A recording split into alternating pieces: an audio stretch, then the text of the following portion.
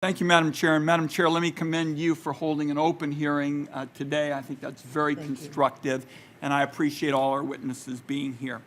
Let me start by talking about the fact that the House bill does not ban warrantless searches for Americans' emails. And here, particularly, I want to get into this with you, Mr. Leggett, if I might. We're talking, of course, about the backdoor search loophole, Section 702 of the FISA statute. This allows NSA, in effect, to look through this giant pile of communications that are collected under 702 and deliberately conduct warrantless searches for the communications of individual Americans. Now, this loophole was closed during the Bush administration, but it was reopened in 2011. And a few months ago, the Director of National Intelligence acknowledged in a letter to me that the searches are ongoing today.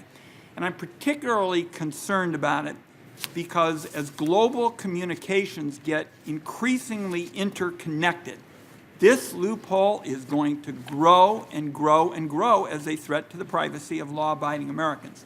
So for purposes of getting on top of this and working with all of you, my question today is how many of these warrantless searches for Americans' communications have been conducted under Section 702? For you, Mr.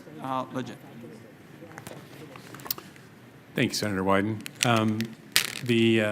The searches under the provisions of the FISA Amendment Act, Section 702, are only conducted on lawfully acquired data and under Foreign Intelligence Surveillance Court approved procedures. The searches are not just conducted by NSA. They involve other agencies as well. We have provided, as you know, detailed information to the committee on the background on this, and we will work with the DNI and the rest of the IC to provide additional information to you. So when would I get an answer to the question? It's a very specific question. The director admitted to me in a letter that these warrantless searches are taking place. And now I'm going the next step and saying how many of them. When will I get a letter telling me how many of them have taken place?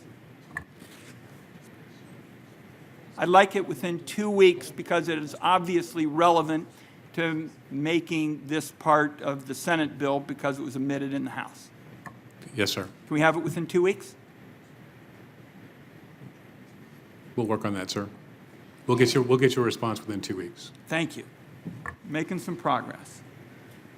Now, the only other question I had for today is, at this moment, your agencies continue to vacuum up the phone records of millions of law-abiding Americans. And this is because the executive branch has not taken any action to stop these practices. I and others consider this enormously intrusive, and the inflated claims about its value have crumbled under scrutiny. But yet, right now, the constitutional rights of Americans are needlessly being violated while, in effect, I guess the Congress, the administration waits for the Congress to act. And I think this is a case of bureaucratic inertia at its worst. So my question for all of you, in fact, maybe we start with you, Mr. Cole, would be, given that the government can use regular FISA orders and national security letters to quickly obtain the phone records of terrorists and their associates, something I support, why hasn't the bulk collection of Americans' phone records been ended?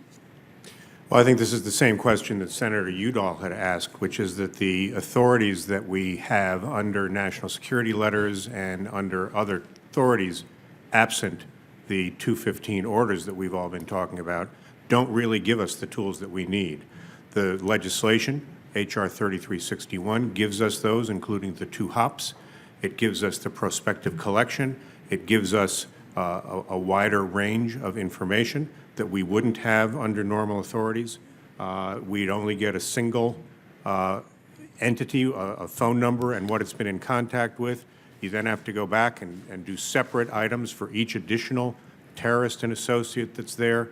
It's not the same tool that we would have under either the legislation or what we have now. Mr. Cole, I understand your agency's desire for clear statutory authority, and the chair of the committee has, I think, been constructive here in terms of urging some changes to the House proposal.